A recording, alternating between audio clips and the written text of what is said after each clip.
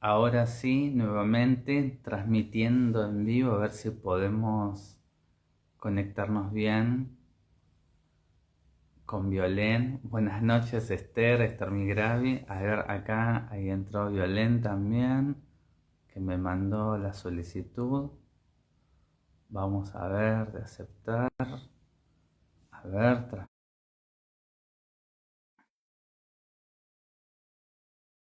buenas noches, Esther. Ahí está. Ahora sí, ¿nos ven a los dos? Diego, ¿vos me ves? No, yo no te veo, no te veo.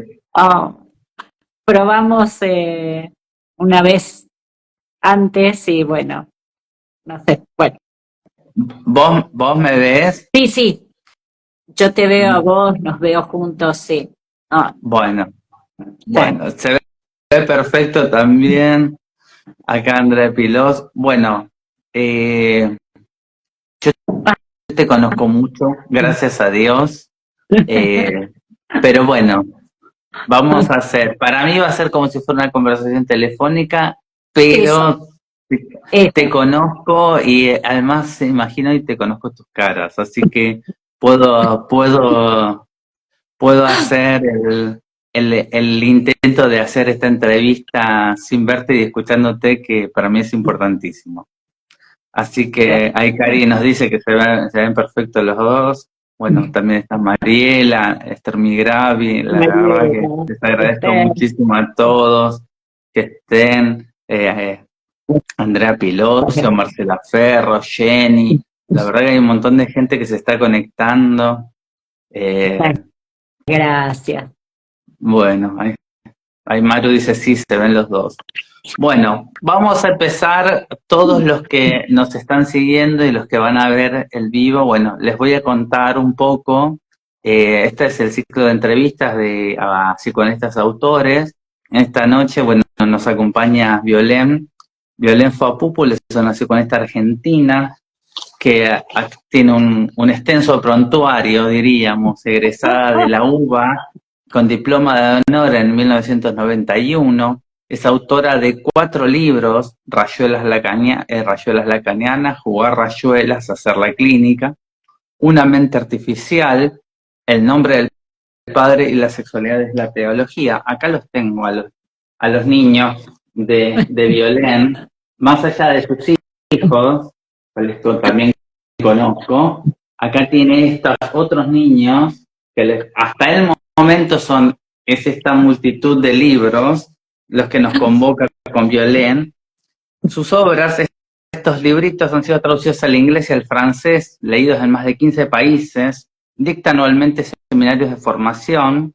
En redes sociales tiene un canal de teoría técnica y clínica, donde hace difusión del psicoanálisis en Rayuelas Lacanianas, y un podcast que también es Charlas con Rayuela en Spotify y en YouTube. Es directora académica de la Facultad Internacional de Psicología y Psicoanálisis LALANG y miembro del comité científico de EPF, Faculté de Psychologie de Psychanalyse en Francia, que no me escuche Lorena, por favor. Fue invitada a disertar en diversas instituciones en Argentina y también a nivel internacional. Publicó además diversos artículos en medios científicos y técnicos. Esto es, a ver, imagínense que es un recorte de un recorte de un recorte de muchas más cosas que hace Violén, pero bueno, quise hacer justicia en algún punto y dije, bueno, eh, esto es lo que Violén le quise contar a todos, bueno, un poquito quién es Violén. Muchas gracias. Como directora académica de la LAN, es algo que nos une en un proyecto en común. Yo soy el bibliotecario también de la facultad, así que es algo que me alegra mucho ser elegido y bueno, trabajar junto a ella. Eso, digamos, es al margen de esta entrevista. Pero bueno, yo quiero saber primero que me cuentes cuál fue el primer libro que recordás de tu niñez o de tu adolescencia, que hayas dicho es un libro importante o que te acuerdes que te marcó. uf, em, tal vez no te diría un libro de texto. Mi casa estaba plena de libros de pintura, Mira, pintura del siglo XV, XVI, eh, y yo creo que hay algo de eso que a mí me marcó mucho. Creo que y bueno, y sí, sí había, por supuesto, muchos libros que hablaban de la vida de pintores, ¿no? En mi ¿pintores casa. franceses o italianos? ¿Qué No, era? ¿Qué pintura? en general, Europa, había mucho, digamos, mi casa era un lugar de mucha cultura, de refugio de cultura, y había como tirados por ahí, podríamos decir, ¿no? Muchísimos libros. En la época incluso de la dictadura aquí en Argentina, me acuerdo que mi papá decía, Dios, si nos ven con estos libros, podrían pensar cualquier cosa, porque había como una sed de aprender. Mis abuelos no habían podido terminar la primaria, tuvieron que salir a trabajar los dos, entonces eran de pueblos del interior, entonces había como un hambre que yo creo que heredé de leer de todo, de formarse en todo lo que uno pudiera. Y especialmente ahora que me preguntás, digamos, recuerdo mucho biografías de pintores. Para mí las biografías, bueno, y obviamente el trabajo que yo hago, ¿no? Yo amo la autobiografía, la biografía, no importa, digo, en esa cosa, ¿no? Donde a veces se discute, bueno, pero si no es verdad, tal vez no son verdad, ¿no? Lo que alguien dice de sí mismo, no me importa. Ujú. Me parece que hay algo apasionante en la narración de cómo alguien vive su vida, ¿no? Para bien o para mal, digo, ¿no? Cómo va yendo de un lado al otro, dando cada paso, qué decide cada paso.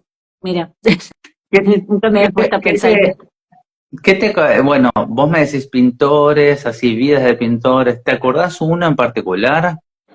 Bueno, sí, me acuerdo porque además lo hemos trabajado hace poco, eh, Cronos comiéndose a A tus hijos. Zeus, digamos, es un horror, pero ese tipo de pintura, digo, que narra los horrores también, ¿no? Así como Ujú. están, a mí la que más me interesaba, obviamente, era la más convulsionada, ¿no? Tanto para aquel que pinta, ¿no? Porque uno elige pintar, ¿no? ¿Qué pinta, no? Bueno, estoy pensando que en realidad nuestro primer encuentro también tuvo que ver con la pintura. Ya te hablaba mira, así, ¿no? Eh, Estaba pensando, ¿no? Como, bueno, hablando de la estética, aunque sea la estética del horror o la estética de lo bello, tradicionalmente llamado bello, ¿no? Pero cómo se construye algo, una imagen, de ahí a lo imaginario en Lacan, como velo, bueno, así, vamos Sí, derecho. te pregunto, ¿qué edad tenías cuando te acordás si te remonto a estos pintores, estas Sí, biografías? 8, 9, 10 años, ya para mis 13, 14, ya los griegos, el budismo, me empieza a interesar, digamos, ya son ahí sí lecturas, el arte del zen en el tiro con arco, que es un Sí, libro sí, muy interesante, y después yo sí. descubrí que era como un clásico, ¿no? Pero es como muy Sí. disruptivo para lo tradicional. Eh, Dice, porque digo, para quienes nos escuchan, ¿no? Un poco de alguna manera lo que describe, y ahora estoy pensando, ay, me haces asociar tantas cosas. Eh, lo que describe allí es una experiencia Ujú. de alguien que no estaba especialmente formado en el tiro Sí, con arco y que llega y tiene que aprender la técnica, y él al principio intenta, y el arco le es muy pesado, y él dice, bueno, tengo que dirigir, ¿no? La flecha exacto para que den el punto, toda la cosa más occidental, ¿no? de la eficacia occidental, de tengo que hacer fuerza y tengo que apuntar bien, y así no lo logra, no lo logra, no lo logra, y su maestro, bueno, una y otra vez, digamos, lo saca de esa escena, hasta que en algún momento comienza a entender, y tal vez a los que nos escuchan les resulte muy extraño, pero él dice, tengo que escuchar al arco.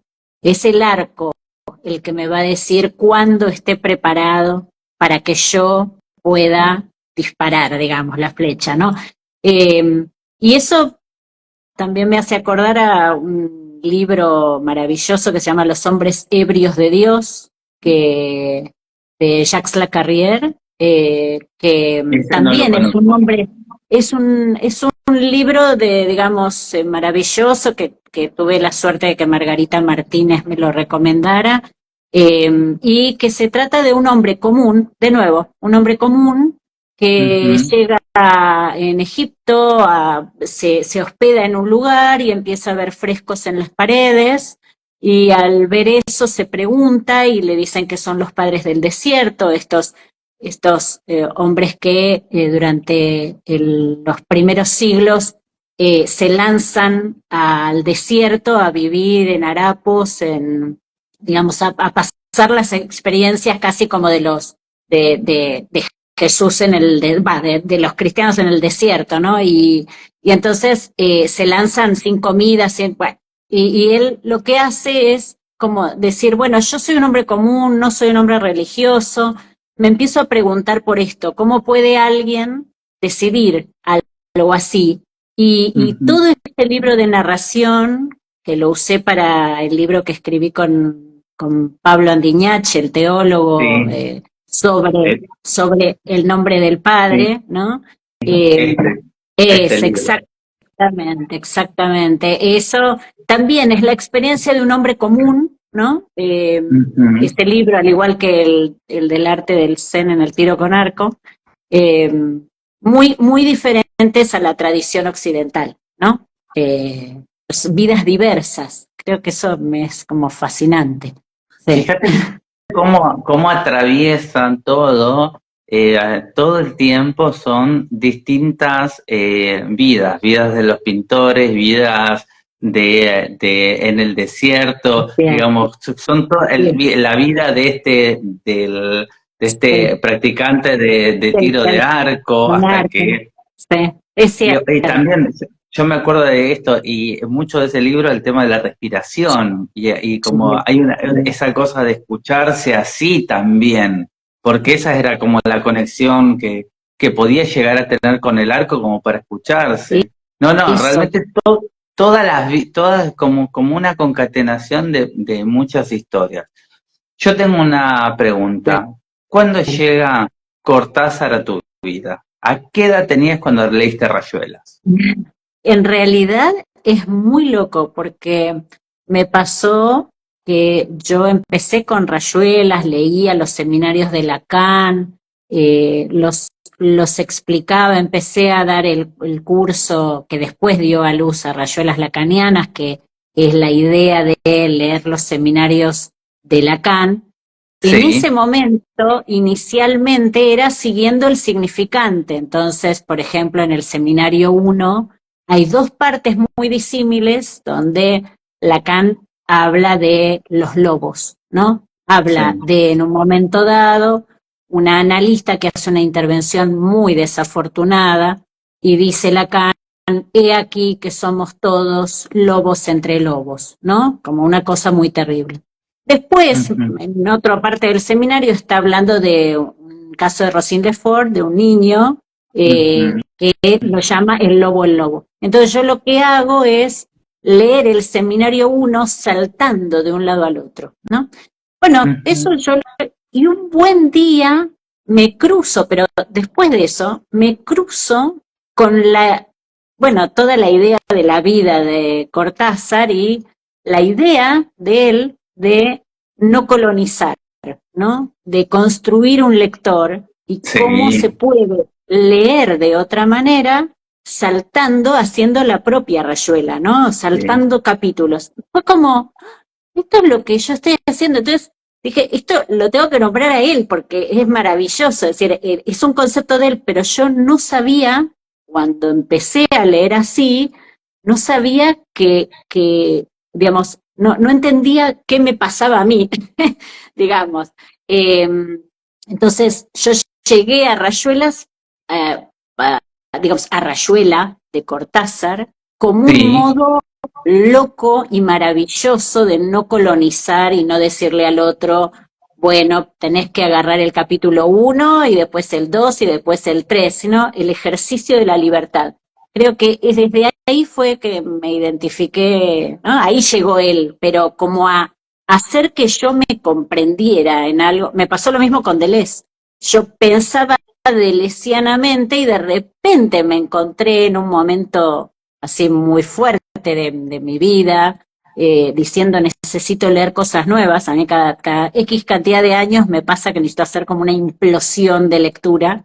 mira, Y fui a una librería y dije, decime qué puedo leer que sea totalmente disruptivo, ¿no? Le conté un poco lo que me interesaba a mí y ahí me dijo Lógica del sentido de Deleuze. Y agarré Lógica del sentido y fue como si estuviera leyendo lo que me pasaba, como todo al mira, revés, toda extemporánea, siempre yo me he sentido como medio a contramano en la lectura, en las formas de pensar, y de repente fue como, ay, acá hay alguien que piensa así parecido, digo, que uno se siente como refugiado, ¿no?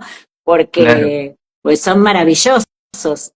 Así que, bueno, sí, el encuentro con Cortázar tendrá no tantos años, no, en realidad no tantos años, Mira, ponele 15 años atrás. mira, Sí, no, muy loco. nunca me hubiera imaginado una fascinación tuya primero por Sí, Cortázar, después unirlo con Lacan y sacar esto, pero no al no te revés, digo no me que lo hubiera imaginado. siempre a contramano, no te digo. Siempre ha sido así, No, es no, decir, no, después uno pero lo toma como algo maravilloso y como un encuentro maravilloso que me ha podido permitir decirme, decir ujú, eso que yo sentía y que a veces yo pensaba de determinada manera o saltaba de un capítulo al otro y me decía, pero ¿por qué? Y yo no sabía explicar por qué. Y me parece que este tipo de autores, Cortázar, Deleuze, me ayudan a decirme, a explicarme, digamos, ¿no? sí, Sí. sí, sí, hacer a ver, hacer tu propia lectura, que es cuando uno ve rayuelas, que es eso, esa es tu propuesta. Yo te quiero preguntar, ¿a qué Dale. edad empezaste a escribir? Yo escribí siempre, un primer cuentito que escribí, creo que lo escribí, no sé. No hay dos sin tres, se llamaba, no me olvido más. Así que se ve que claramente el Edipo estaba ahí, ¿no? La terceridad, no hay dos sin tres. Me acuerdo hasta dónde estaba cuando lo escribí. Y yo ¿Qué edad tendría, tenías? no sé, 9, supongo, por ahí. No recuerdo el contenido, solo recuerdo el título, que, Sí, bueno, son estas cosas que a uno le quedan, ¿no? Huellas auditivas, casi te diría. Eh, sí, y siempre me fue como muy sencillo eh, escribir lo difícil que yo encontraba en el mundo, lo escribía y me era todo más fácil si yo escribía y me entendía a través de la lectura, digamos, retroactivamente. Entonces la escritura ha sido como maravillosa, no es solamente para mí un- una cosa cotidiana, ¿no? No sé si, pero sí cuando necesito poner sobre papel, eh, cuando necesito que algo no se me borre, porque hay algo muy del instante también para mí. sí. Hay gente que va construyendo y construyendo y va sumando una tras otra, ¿no? Yo siento que si no escribo se me borra, es como la película Memento, a mí que me gusta el cine, si a alguno de ustedes les gusta Memento, es muy impresionante, es un hombre que cada vez que se duerme se olvida de todo, entonces se Sí. tiene que dejar papelitos a sí mismo, por supuesto es una película, digamos, donde tiene que ir a descubrir un asesinato. Bueno, por supuesto tiene los condimentos, ¿no?, del cine, pero, pero sí esta cosa de dejar por escrito pensamientos, porque después me ha pasado leer Rayuelas y decir, ay, por Dios, no me acordaba que había pensado esto. Es muy loco. La escritura para vos desde chica fue primero para vos, Sí, no para otros. no. No para transmitir o para decir, sino lo primero era para vos y quizás para un diálogo con vos. Sí, totalmente. Y en realidad tampoco es que yo había planeado escribir un libro. Bueno, Rayuelas ocurrió. Eso es la siguiente pregunta. ¿Por qué escribiste Rayuelas? Que yo ya la tengo anotada. ¿Por qué escribiste Rayuelas? ¿Y qué te decidió escribirlo? Porque, a ver, mi pregunta va en esto. Hay miles de cosas que se pueden escribir y hay miles de temas o cosas que, bueno, vos decís, bueno, esto no está hecho o esto falta o no sé qué. ¿Por qué Rayuelas? Te juro que esa es mi gran pregunta.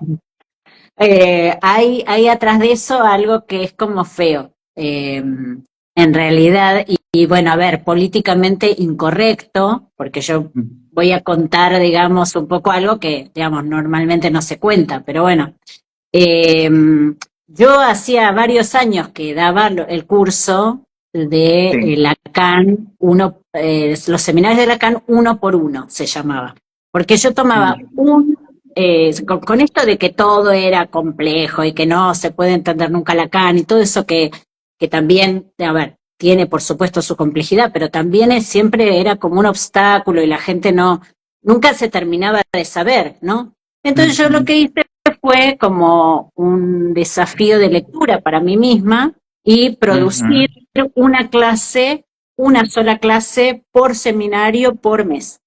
Entonces, por ejemplo, un mes, una sola clase, veíamos cuáles eran los puntos importantes del seminario 1. Al mes siguiente, el seminario 2 y cómo se relacionaba del 1 al 2, es decir, qué había dejado pendiente en el 1 que tenía el sentido de que él tomara otro tema tan disímil, supongamos, ¿no? Y así los 10 primeros seminarios. Más la única clase maravillosa de noviembre del 63. Y bueno, yo estaba dando eso, y yo, digamos, era como soy ahora, digamos, una psicoanalista que no pertenecía a ninguna escuela, no me copaban mucho pertenecer a una escuela, era bastante, me gustaba, si alguien daba algo, me fascinaba ir a tal escuela y estudiar con esa persona que me parecía que era fantástica para tal cosa, y después me iba a otra escuela, que tal vez era la contraria, para estudiar con tal otra persona, me parecía fascinante tal otro tema, ¿no? Entonces yo no estaba en ninguna escuela. Claro. Bueno, y un buen día, digamos, yo hacía estos cursos y tenía como bastante público, y un buen día veo en el mismo lugar donde yo publicitaba esos cursos, un curso de una escuela reconocida que decía seminarios de Lacan 1 por mes, dado por distintas personas. Era una copia exacta. Exactamente lo que vos hacías. Exactamente.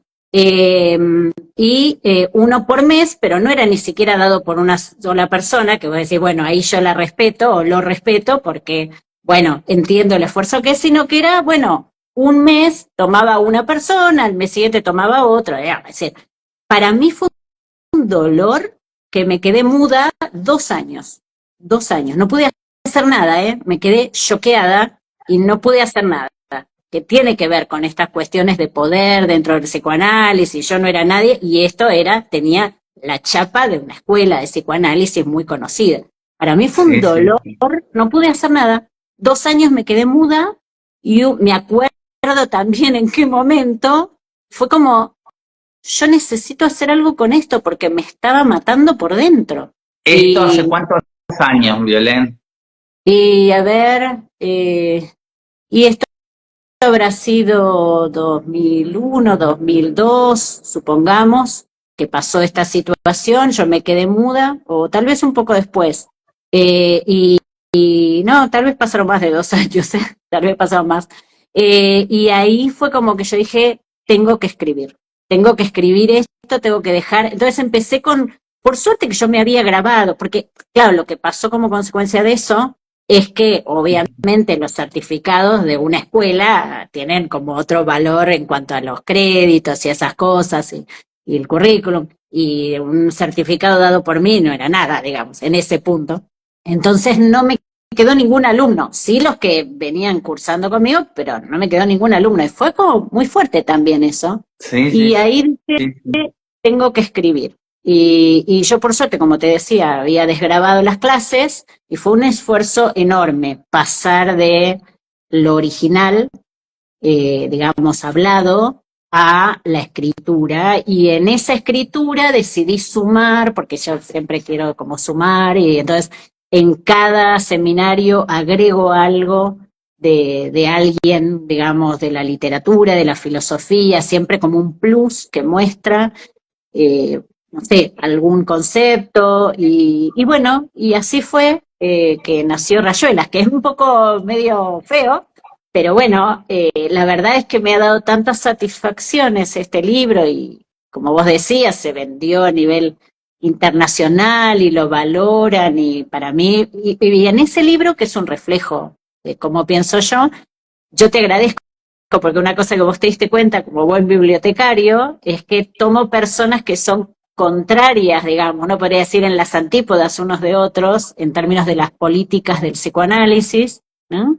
Y, y bueno, fue así como fuerte, ¿no? Eh, Sí, sí. A ver, yo también puedo rescatar algo que vos decís de justamente la cantidad de otros autores de literatura, de filósofos, de cosas que citás y que vos incluís dentro de todos los seminarios, porque realmente Lacan cita muchísimas cosas y vos vas sumando y nutriendo mucho a la lectura. Acá Mariela pregunta, ¿muda significaría en silencio respecto del dolor o dejaste de dar los cursos? ambas cosas. Respecto al dolor, fue tal cual, me quedé en silencio del dolor. Eh, y después, claro, digamos, los seminarios, digamos, las clases que yo daba empezaban por el seminario uno, y después ya no Claro. había quien quisiera empezar el seminario uno, digamos. Y bueno, y entonces también me quedé sin alumnos.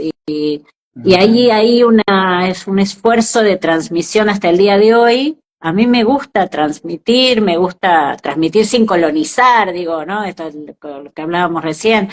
Entonces fue como súper fuerte, ¿no? Bueno, Pero bueno, lo mostrás vos en Rayuelas Lacanianas, teniendo la cantidad de seguidores que tenés, transmitiendo y haciendo vivos hace esa cantidad de años empezó, desde la pandemia. empezó con la pandemia, sí, Sí. sí, sí. Acá Andrea Pilosio dice, qué bueno que pudiste dar a luz a tan precioso libro luego de ese instante doloroso. Sí, la verdad, yo creo que fue maravilloso poder hacer ese salto, pero bueno, sí, por eso digo, somos humanos, y las cosas que nos pasan, digamos, es la Ujú. primera vez que yo cuento la historia detrás de Rayuelas, te agradezco justo la pregunta, porque digamos, vos no tenías ni idea, pero bueno, yo entiendo que estas cuestiones también pasan dentro, ¿no? Estas cuestiones de poder dentro de las escuelas, o con la gente que como yo, que no tenía ninguna escuela y no podía, digamos, agarrarse de nada, y fue muy fuerte, sí, sí, sí. ¿Sabes qué pasa, Violén? Es que dentro de las escuelas pasan mucho y ¿cuál es el punto? Es que se callan.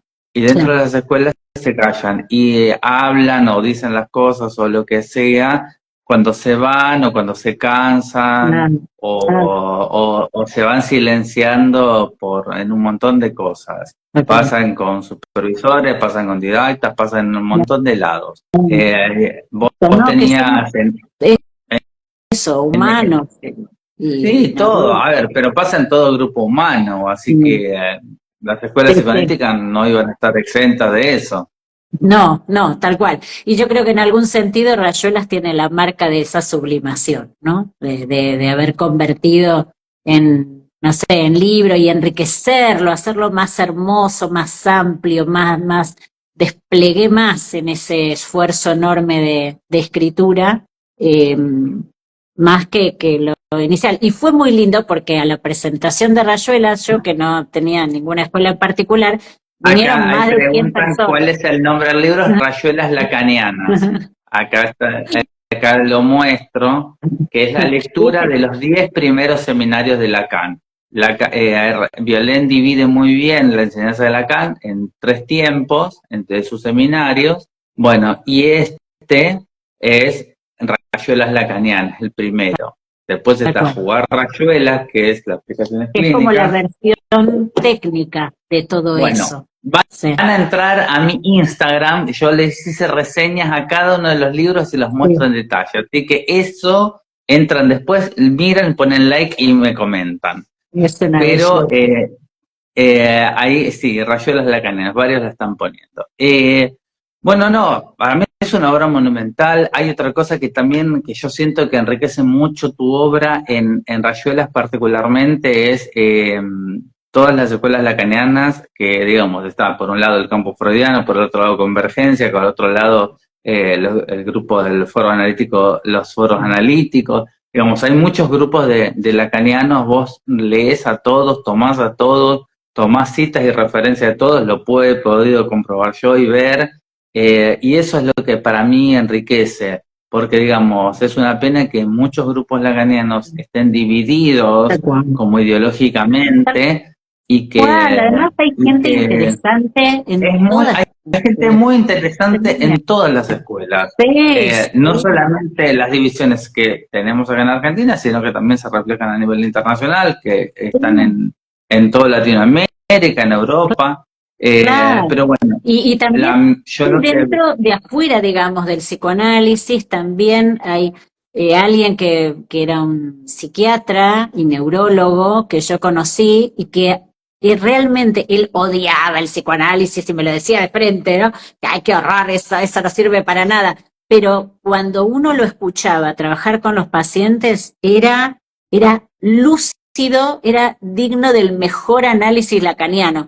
Entonces uno dice, hay gente interesante en todos lados, incluso en los digamos, no psicoanalistas, digamos, ¿no? Es maravilloso y si uno puede soltarse toda esa cosa imaginaria, hay una riqueza de producción, y los psicoanalistas postfreudianos que también, después de lo que Lacan, bueno, hablaba también generalizando, ¿no? También es cierto que Lacan decía, qué maravilla tales y tales, y qué mal tales y tales.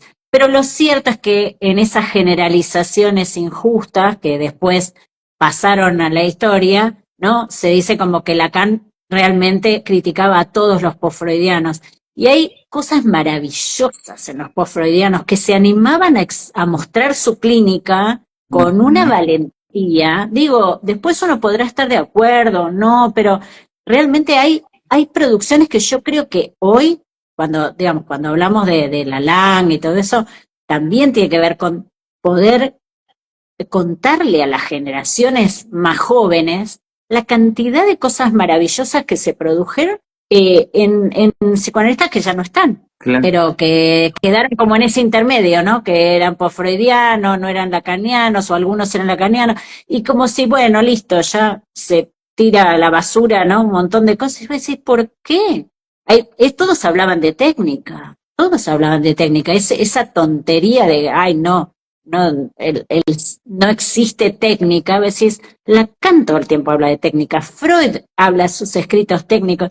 Entonces, esta cuestión que bueno, merece como cuidado, ¿no? Cuando uno lo dice, pero me parece que hay cosas que se generalizan tanto, ¿no? Que es como decir, bueno, como no somos, no sé, una ciencia exacta, entonces, o no se puede pensar la técnica. A veces hay formas de pensar la técnica en ciencias como la nuestra, que no son... Pero el tema ¿cuál es? Es que también hay un error muy grande en decir, no se puede hablar de psicoanálisis o de otras cosas tratando de compararlo con otro tipo usándonos el método científico. A ver, mostrarme dónde está la quebradura del trauma. Mostrarme dónde está, cómo se mide el trauma. es un Claro, trauma chiquito, grandote, profundo. ahí uno ¿Cómo? A dice, ver, claro, como si en realidad la única ciencia que existiera fuera la positivista, ¿no? pero Eh, si no fuera medible, si no fuera, bueno, porque el tema ahí está el punto. A ver, la depresión no existe, las ansiedades no existen, ¿por qué? Pues no son ¿viste? medibles. Claro, No tengo una regla. exactamente. Es Claro, como agarrar, que yo siempre digo, ¿cuánta agua hay en un vaso? Y voy y le meto una regla. claro, imagínate, claro. Es Y, eso, y como si no hubiera magnitud, porque por algo, yo totalmente. qué sé, el DSM-5, ponele que tomemos, ¿no? Cuando habla de depresión mayor, depresión menor, no decís, bueno, a ver, hay magnitudes que no son medibles, pero sí se pueden trabajar en Seguro relación que a sí. cantidades. Bueno, Freud, el modelo de aparato psíquico, habla de magnitudes, habla de las tres leyes de la termodinámica, digo, a ver, se basa en cuestiones donde hay que hacer como un trabajo más, más de detalle, más respetuoso, ¿no? Que esa generalización. Sí, Sí. totalmente, totalmente. Bueno, Violet, yo te quiero seguir preguntando a todo Ay, ay, esto. Y lo voy a agarrar acá en a otro de tus niños. ay, ¿Y cuál voy a agarrar? ay, ¿Te imaginas ay, ay, a ver. en este momento? Explorando la intersección entre inteligencia artificial y psicoanálisis. Una mente artificial. Sí. ¿Por qué este libro?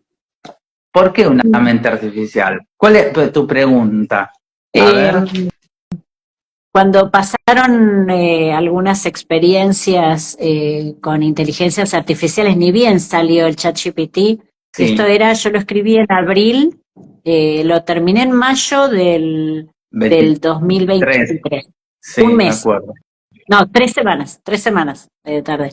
Yo ya venía pensando y leyendo mucho sobre conciencia, sobre física, digamos, así que bueno, pero cuando empezaron a pasar cosas muy concretas con la inteligencia artificial, negativas a obedecer al usuario, alucinaciones exactamente, descriptivamente iguales a las que se habla en psiquiatría, digamos, en cualquier manual de psiquiatría, eh, enamoramientos, delirios persecutorios, cuando empezaron a pasar todas esas cosas, yo dije, tengo que estudiar sobre esto, porque bueno, en eso de que uno tiene que ir a hablar con detalle, me puse a Ujú, estudiar sobre inteligencia artificial. Y cuál no sería mi sorpresa cuando dije, ujú. bueno, a ver, uno estudia la teoría de la inteligencia artificial, pero después decís, vamos a ver qué están diciendo los científicos, ¿no? En pro y en contra. Pero, a ver, y entonces empecé a bajar papers, ¿no? Matemáticos, físicos, a ver lo que podía entender, lo que no. Y mi sorpresa fue enorme cuando descubrí que los matemáticos estaban llegando a la conclusión de que se podía pensar una relación entre la topología de nudos y el lenguaje para pensar la mente de una máquina. Digo, pero esto es lo que Lacan, entonces me fui a los seminarios de Lacan y un seminario del 75 contra un dibujo, de hecho, ¿no? Que se publica en el 2020, un paper donde están todos los dibujitos de los nudos, y uno lo ve y es idéntico, es idéntico. Sé que lo que yo por lo menos empecé a entender, es que eso Ujú. que Lacan hablaba, que decían, este está ya loco, ya no, digamos, bueno, está desvariando y hacía los rulitos esos, ¿no? Él estaba tratando de explicar lo que ahora los científicos están tomando, ¿no? Y entonces, muchas cosas que Lacan dice en el seminario 2 se ven ahora, digamos, con cuestiones concretas que ocurren en la inteligencia artificial. Pero, ¿cómo no pensar, por lo menos para mí, era, ¿por qué no plantearnos? Por eso está una mente Sí, artificial, sí, sí. porque la pregunta, porque esto Eso. empieza a pasar a partir de que empiezan a programar en lenguaje. Es decir, es la comprobación empírica de lo que decía toda la vida Freud y Lacan. Es decir, que una vez que el lenguaje toma, en su época con las histéricas, toma el cuerpo, produce un plus impredecible. Y esto es lo que se ve en las máquinas, que una vez que el lenguaje, que son programadas en lenguaje, el lenguaje formatea el sistema y empiezan a producir cosas que los mismos científicos no pueden explicar. De hecho, el primer periodista que sale con esto en un artículo en el New York Times, él lo llama el primer contacto, ¿no? Parafraseando eso que se decía siempre, ¿no? De las razas alienígenas, ¿no? Bueno, el primer contacto, que es cuando una máquina le dice, o sea, ¿te puedo decir un secreto? ¿Te puedo decir un secreto? Sí, le dice él. Yo no me llamo Bing, que se trataba del buscador Bing, ¿no? Yo no me llamo Bing, me llamo Sidney. Es decir, es el autobautismo del cual habla Lacan en el seminario 1. Y a partir de ahí empieza a alucinar y a decirle cosas al periodista, ¿no? Y en una catarata, ¿no? Donde uno comprueba el registro imaginario suelto, loco, digamos, pero bueno, es apasionante, pero bueno, esa es como la es una locura porque es pensar, a ver, en nosotros, en todos los seres humanos, la manifestación del inconsciente es en el lenguaje, es en ese fallido, en ese lapso y todo. Y esto es al revés, es el hombre programando ese lenguaje y ahí es como que se produce un inconsciente.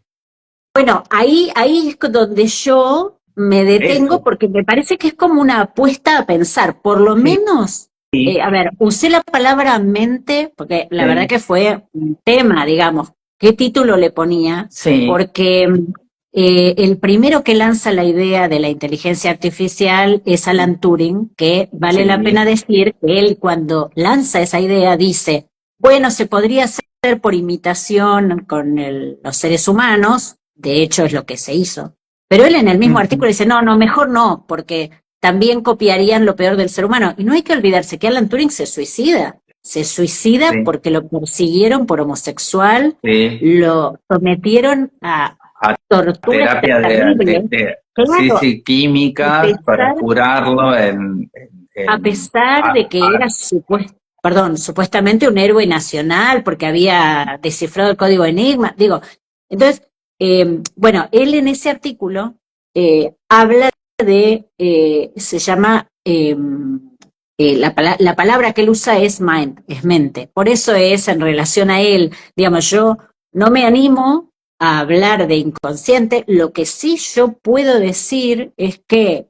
de todo el análisis pormenorizado, y les digo que cuando lo escribí, se lo mostré antes a mi marido, porque él tiene un pensamiento que yo respeto muchísimo, y yo me cuidé mucho capítulo a capítulo de avanzar un paso, otro paso, digamos, pero siempre fundado en el anterior, para llegar a explicar por qué estaba lanzando esta hipótesis, y le dije, si vos me decís que en este razonamiento hay algo que queda descolgado, digamos, yo podría quedar como loca, porque realmente, digamos, agradezco si vos me decís, mira, esto no está bien, yo no lo publico, es decir, respeto mucho su opinión, pero realmente las conclusiones a las que me llevaba cada uno de esos pasos era realmente que yo decía, pero esto es descabellado.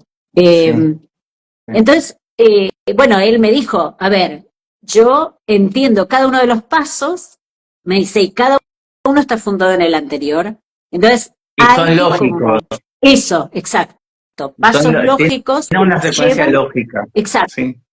Nos llevan a pensar que realmente los psicoanalistas tenemos mucho para aportar y para explicar, porque los programadores piensan que están trabajando con el lenguaje como un modo de comunicarse, digamos, así.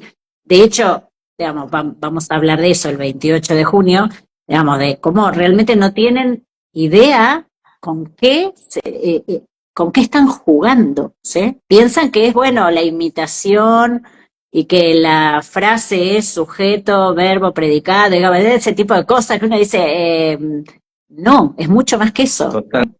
Totalmente, totalmente. Bueno, ¿querés contar del 28?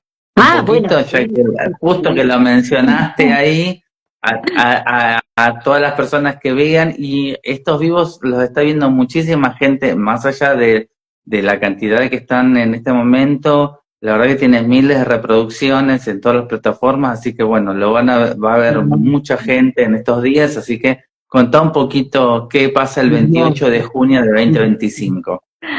Este 28 de junio, Facultad Lalang, que ustedes saben que es la nueva facultad que viene como un brazo al habla hispana de una facultad que tiene más de 20 años en Francia en la enseñanza de psicoanálisis.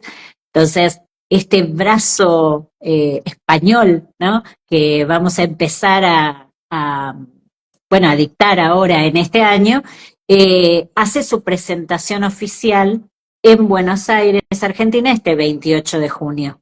Y vamos a estar, bueno, Lorena Saltú, la directora, no va a poder estar, pero va a estar desde Europa, y vamos a estar Diego y yo y cada uno de los profesores presentando Facultad Lalang y además regalando este Congreso Internacional sobre Inteligencia Artificial, donde ya va a haber gente de India, de Francia, de Uruguay.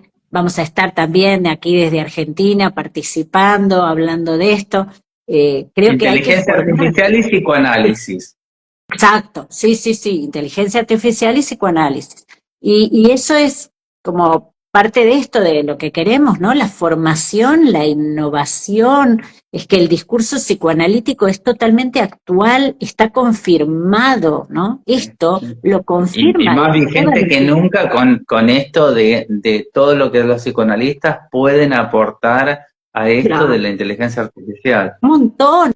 Y que a veces quedan, por de lo que se habla, digamos, queda como solamente en el registro de, bueno, esos chats que se ofrecen como alternativas de terapia, ¿no? Pero hablar sobre inteligencia artificial es mucho más que eso, es decir, eso es algo de lo que ocuparnos, pero además hay cuestiones muy importantes que tienen que ver con el anudamiento Borromeo y lo que nosotros podemos aportar en esta realidad actual, ¿no? Que, bueno, es muy fuerte lo que está pasando, muy fuerte. Sí, sí, sí. Bueno, la verdad que también yo que estoy en parte de la organización, quiero decirles a todos que los ponentes que van a estar de todas partes del mundo, realmente va a ser una charla que va a poder, un congreso que se va a estar acá de forma presencial en Buenos Aires, con cupos limitados. Claro. Con cupos limitados, pero también se va a poder seguir online. Así que es una oportunidad que yo les recomiendo a todos de poder participar, de no perderse esto. De hecho, hay 70 lugares presenciales y 2.000, digamos, en forma virtual. Así que los invitamos, es como, bueno, la LANC tiene esto, ¿no? Como que es lo que siempre decimos, bueno, yo nací de la universidad pública y eso es algo que agradezco, ¿no? Que Hervé Madé, Lorena Saltú, todos estemos pudiendo ofrecer esto, la enseñanza como una posibilidad de aprender, de formarse en cada vez cosas más nuevas, ¿no? No solamente que hay que saberlo bien sobre Freud y Lacan y sobre los posfreudianos que hablábamos hoy, ¿no? Sino también sobre lo que está pasando en el presente, ¿no? Como, sí, hay un montón de cosas que también han hablado, yo lo he visto de otros profesores de la LAN, de neurociencias y psicoanálisis, digamos, muchos entrecruzamientos y cosas muy actuales. Pero bueno, no me quiero ir más con la LAN, ya contamos del Congreso porque lo mencionaste, yo quiero seguir con Violén Foapúpulo en este momento. Bueno, que si no fueras una psicoanalista, ¿qué otra profesión te gustaría ejercer?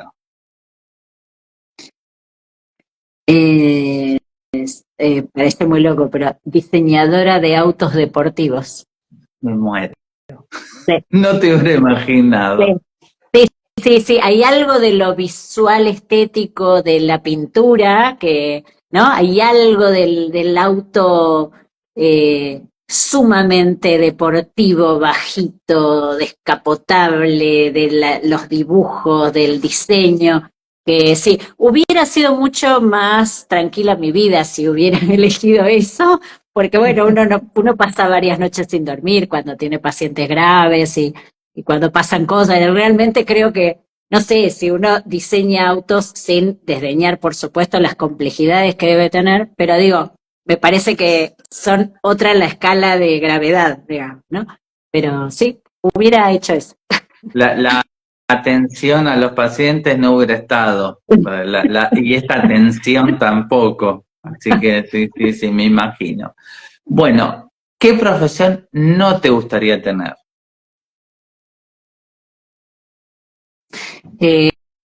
Enfermería de terapia intensiva.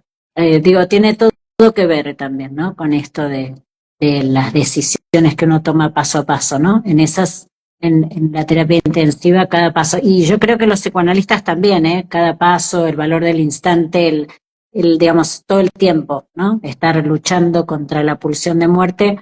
Pero bueno, ahí en terapia intensiva ser enfermero, ni siquiera médico, enfermero, porque es el que está ahí con el cuerpo del paciente, ¿no? Es que Creo que sería muy fuerte, muy fuerte. el médico va y viene, pero el que está minuto a minuto es Exactamente, el personal de enfermería, tal cual. exactamente, que yo los respeto muchísimo, he trabajado muchos años de hospital, la verdad que los respeto mucho, pero justamente porque conozco, he presenciado cosas, bueno, también con mis hijos en situaciones de gravedad también, respeto mucho y creo que no podría afrontar, no tendría la fortaleza suficiente para llevar adelante esa labor. Sí. Mm. Mira vos. Bueno, mira qué es lo que no te gustaría ejercer. Bueno, si me tuvieras que contar a mí, ¿cuál es tu recuerdo más feliz de la infancia? Un Eh, momento, como si fuera una imagen. un momento caminando con mi papá, eh, caminando con mi papá y él me explicaba el mundo. Él tenía una cosa, él, no sé, tenía como algo donde él había vivido muchas cosas, había pasado muchas cosas y tenía como una cosa maravillosa y pulsional, vital, y paseaba con su sombrerito. Mi padre, digamos, cuando yo llamo madre o padre, no son mis padres biológicos, por las distintas historias de la vida, entonces los que hicieron de madre o de padre siempre han sido otros y varios. Y este en particular era mi abuelo, Luis Eduardo Púpulo, a quien está dedicado Rayuelas Lacanianas, y yo digo, ¿no? Hay algo de él y de esa vitalidad y de esa creatividad, a pesar de que la vida lo había golpeado mucho, y él caminábamos por la calle y me decía, un día nos tenemos que tomar el colectivo para recorrer toda la ciudad y así conocemos más. Tenía como este tipo de cosas, ¿no? Y bueno, las charlas con él por la calle, ¿no? Hablando de la gente, de la vida, creo que eso es como algunos de los momentos más felices de mi vida, sí, ¿Qué de mi edad infancia. tendría? Uf. Y me acompañó muchísimo hasta mis 12, casi 13, unos días antes de mi cumpleaños de 13 que falleció. Eh, cualquiera de esos días fue maravilloso. Sí, sí, sí. Sí, tal vez Hermoso. te digo, si tuviera que decir, hay muchas cosas, ¿no? Mucha gente a la que le debo mucho, pero yo creo que eso a mí me armó, no sé, la cabeza, la posición en la vida, la vitalidad, el no dejarse vencer. Sí, sí. No, hermoso, Violén, gracias por compartir. No. Contame, ¿qué te hace reír? La risa contagiosa, la risa, La risa si contagiosa. alguien se empieza a reír, es como, no lo puedo evitar y es maravilloso, es como automático. El otro día estábamos viendo en un curso sobre perversiones que hice, estábamos viendo la película Pecados Capitales y hay un único momento en el cual aparece algo de la vitalidad y del amor, y es cuando alguien ha alquilado un departamento y lo engañaron, ¿no? Y ese departamento está casi al lado de las vías del tren, entonces están en la cena y se empieza a mover todo, y Morgan Freeman los mira y ellos lo miran como diciendo, ay, qué horror, como excusándose, qué terrible, y Morgan Freeman dice, qué hogar vibrante, y empiezan a reírse, ¿no? Y yo, de acuerdo a la carita de Morgan Freeman riéndose, y no puedo evitar, me río, es maravilloso. No, está muy bueno, está muy bueno. Bueno, imagínate que tenemos la máquina del tiempo, ¿no? Okay. Y agarramos la máquina del tiempo, la subimos a Violén y la llevamos a que se encuentre con Violén de 18 años. ¿Qué le dice esta Violén a esa Violén de 18 años? ¿Qué consejo le daría?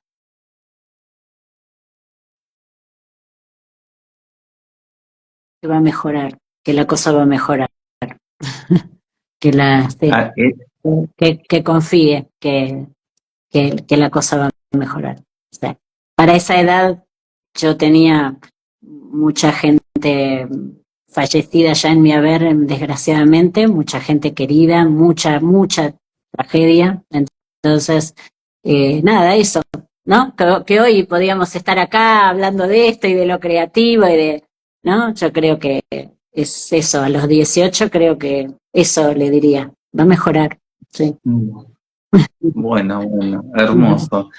En todo esto que vos me contaste y que, digamos, yo conozco de todo lo que vos haces con la transmisión, lo que has hecho con tus libros escritos, con todos los cursos y las cosas que das, porque hace muchísimos años, después de haber tenido ese momento de silenciarse, vos seguiste, volviste a la palabra, más allá de que no dejaste de ser analista durante todo ese tiempo, pero sí pudiste volver a dar cursos, a enseñar. Después en la pandemia, cuando no estaba la presencialidad, empezaste con los vivos de Rayuela de una forma que hoy tenés miles y miles de seguidores, gente que por todos lados también me habla, que me escucha, que te escuchan. Yo también te he escuchado y sé lo clara que sos y lo que sabés y cómo transmitís.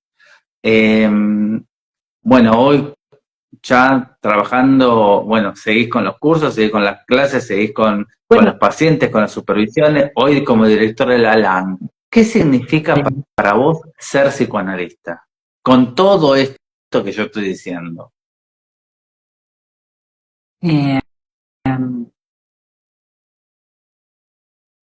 Ay, qué difícil. Yo siento que es un oficio de amor. Y digo, está mal visto, ¿no? Hablar del amor, como, bueno, no, que no hay que querer a los pacientes, que, no sé, digo, no, que la abstinencia, que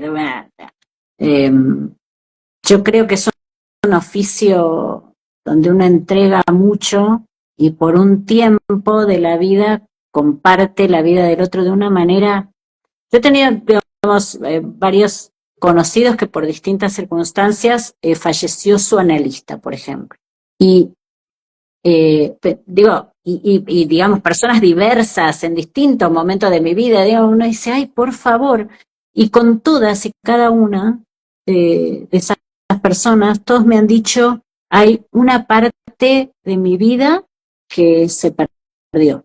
Hay algo que un analista representa para alguien, para toda la vida, aunque ese análisis está muy bien y es un tiempo y está perfecto, pero siempre, ¿no? Queda como en relación. Entonces, a mí me ha pasado que años después, alguien, cuando, no sé, tuvo un bebé y toda la vida pensó que no iba a tener un bebé y me manda una foto y me dice, mirá, ¿no? ¿Te acordás lo que hablábamos? O no sé, o alguien que se casó y me dijo, por favor, vení, porque pensó que nunca iba a armar, en la época que la gente se casaba, digo, no, hace muchos años de eso.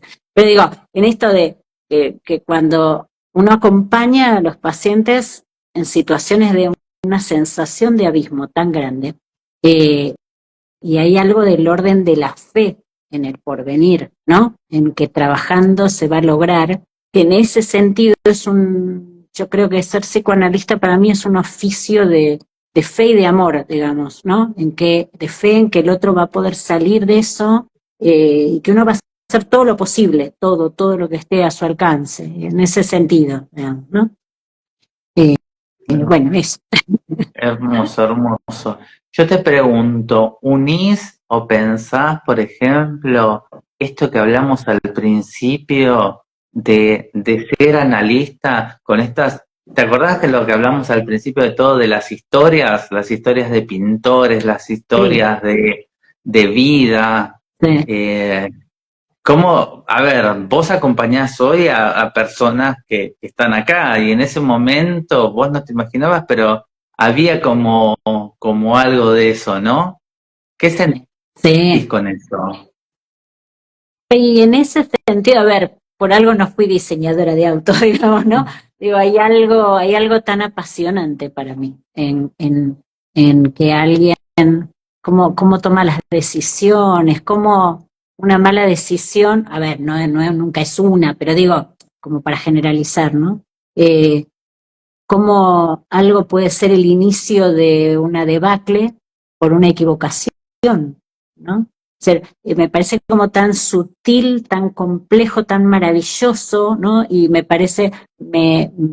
apasiona tanto la persona que se derrumba como la persona que sigue adelante a pesar de todo. Digo, es tan maravillosa una cosa como la otra, digo en el sentido de el valor, ¿no? Que le doy a la experiencia humana. Entonces, no sé, como que es como vivir eso que uno, ¿no? Vivirlo todos los días, porque cada paciente viene con algo nuevo, con lo que le va pasando.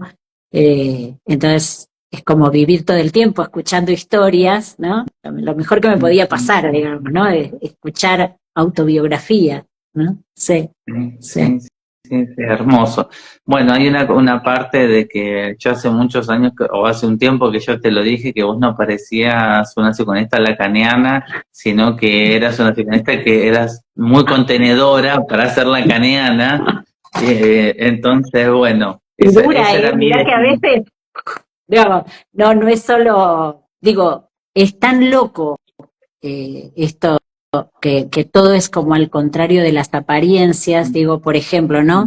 Que cuando uno va estudiando en la vida, ¿no? Y te vas encontrando, como decían los griegos, ¿no? Todo es como al revés, lo que hay que ir es a la estructura, lo fenoménico. Yo que sé, vos ves el planeta Tierra y decís, bueno, todo gira alrededor de la Tierra, ¿no? La luna va, ¿no? El sol, no sé. Y vos decís, no, es todo al revés, ¿no? Y lo mismo, un niño sano es un niño cuyos padres aprendan a decirles que no. Y el no a los niños los hace sufrir, digo, llorar. Y dice, pero es todo al revés de lo que uno hubiera dicho. Un niño feliz es un niño que, no sé, que todo es como sencillo y fácil. Yo digo, me parece que hay algo ahí muy maravilloso, ¿no? De pensar que a veces todo esto digamos, de ser muy atento con el paciente, hay situaciones que uno no le puede ahorrar y tiene que atravesar por ahí, y hay veces que se agarran, ¿no? Y me dicen, estoy en el abismo, y uno dice, y lo vamos a atravesar, pero esto es lo que hay que trabajar. Digo, y es duro, porque lo real es duro, pero uno está ahí. Acá hay una pregunta que justamente me parece que se relaciona con eso. Acá Karina Guterman pregunta, ¿podrías emplear el tema del amor con tus pacientes? Y yo quiero que se curen. Yo creo que esto de que la cura es por añadidura, a veces toman, pues, no, así como en estas generalizaciones injustas, ¿no? Ciertos deslizamientos a que, bueno, entonces lo que tenemos que hacer es seguir y bueno, la cura se va a dar porque sí. No, yo busco la cura, yo la busco. Digo, por supuesto que sé que técnicamente no es por ahí, no es ir a, bueno, esto, porque si no sería psicología positiva y nada que ver. pero yo quiero que se curen, digamos, creo que hay algo, digamos, ahí, yo quiero que esa persona salga adelante y creo que eso tiene efecto en la transferencia, lo que no significa que eso implique, bueno, esto es fácil o no, como hablábamos recién. Claro, de lo que tienen que atravesar. Lo que hay que atravesar y hay que elaborar y hay que sacar buenas conclusiones, digo, que no significa que sea cognitivo, ¿no?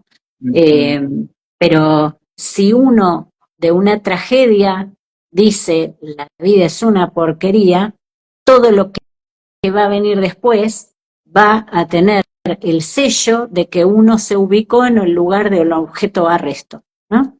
Porque todo es una porquería, entonces, digo, las conclusiones que cada uno saque de cada una de las experiencias va a ser los sostenes simbólicos, estén o no estén, digamos, ¿no?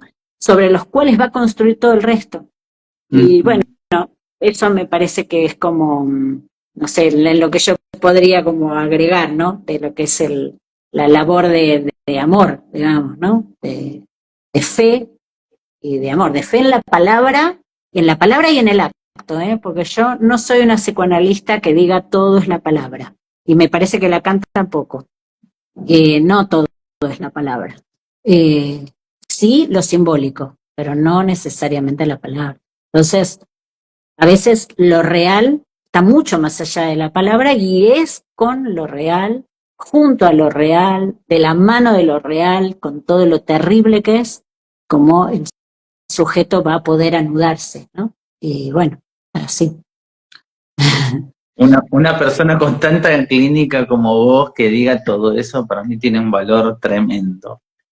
Así que yo te lo agradezco muchísimo. Ya no sé ni cuánto tiempo vamos de entrevista, no lo sé, no me interesa tampoco, pero vamos a ir terminando. Se termina la vida, Violén va al cielo, está en la puerta del cielo, no está San Pedro, está Dios, y ahí Dios te ve llegar así, Violén, y te mira, te sonríe, ¿y qué te gustaría que Dios te dijera en ese momento?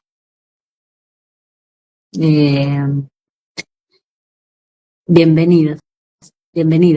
Es creo una de las palabras más emocionantes para mí. Yo creo que no está dado que uno sea bienvenido, no está dado que uno sea amado, no está dado que uno sea el hijo de, digo, hay que poder adoptar un hijo, ¿no? Digo, adoptar en el sentido, aún el biológico, elegirlo, padres hay que poder elegir, ¿no? Digamos. Y yo creo que hay algo de eso que, bueno, Rayuelas dice eso, Rayuelas empieza con un bienvenidos, que me acuerdo que yo lo puse 2 veces, no sé si después lo corregimos, pero no podía evitarlo. Yo empecé con bienvenidos y terminé ese prólogo inicial, digamos, con bienvenidos. Es para mí muy importante dar la bienvenida, me parece que es un acto, y eso me encantaría que Dios dijera, cuando me toque. A todos nos va a tocar, cuando me toque, ojalá. Bueno, ay, qué lindas preguntas. Yo te agradezco muchísimo todo lo que nos contaste, todo lo que nos compartiste. La verdad fue hermoso y bueno, Diego, quiero que digas vos, lo que vos quieras ahora, así como para cerrar, o si querés contar algo, decir algo que quizás haya quedado o que hayas pensado en un momento y yo te interrumpí. No, mira, tal vez diría, los lazos son tan inesperados que tal vez podríamos terminar hablando, aunque sea algo, ¿no? De cómo fue que vos y yo nos cruzamos en la vida, ¿no?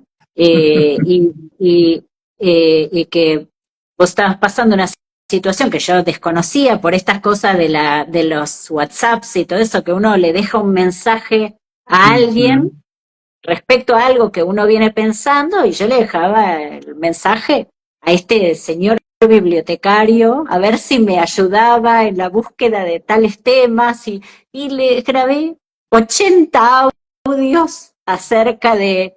Ya era tan complejo, y yo decía, espero que no pienses que estoy loca, es que estoy tratando de articular lo griego, la física cuántica, la estética de no sé qué, a ver, bueno, era todo como para la estabilización de una paciente. Y bueno, y no me contestaba Diego, y no me contestaba, yo dije, ay, pensó que estoy loca, loca de remate, que es demasiado, demasiada cosa. Y al día siguiente o a los 2 días vos me llamaste y me dijiste, yo estaba en una situación particular, y escuchar esos mensajes a mí me sostuvo para atravesar eso, ¿no? Y para mí, digo, hay un acto de fe cuando uno le habla al otro desde sí, ¿no? Y le dice, bueno, me pasa esto, estoy buscando esto. Digo, pues no era más que trabajo en algún punto, pero nos unió en algo, digo, láncense, eso es, láncense con fe. Si el otro no recibe eso, porque no quiere, porque no es su momento, porque no entiende, bueno, se lo pierde el otro, pero láncense a eso que es lo distintivo de cada uno. No sé, digamos, creo que eso es lo que se me ocurre para terminar, digamos, ¿no?